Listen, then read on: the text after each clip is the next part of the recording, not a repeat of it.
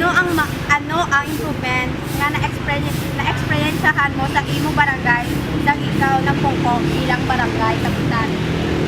Dami na siya niya. Improvement siya dala, naging malimpi ang barangay, naging masanag ang barangay, naging mataway ang barangay.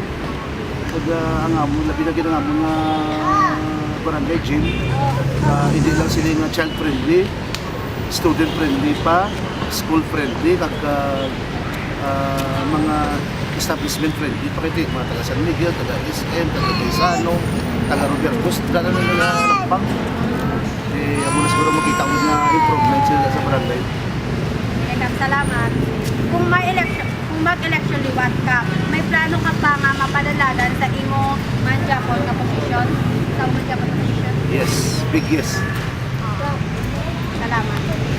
Kung mapadalagan ka liwat, ano ang iduga mo nga mga plataforma sa imong grupo? So, based sa nakita ko na nga pinanglan na idugang mo, amuin ng mga pag-response natin sa mga emergency pala.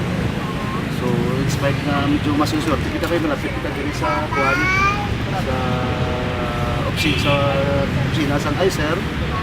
Pero kung isa kung tama ka busy nga ICER, kung sila ka-delay ko ng ilang pag-responde. So, nakita ko nga advantage sa ito, kung meron kita sa isa ka multi-cap nga pwede pa memo, patrol at the same time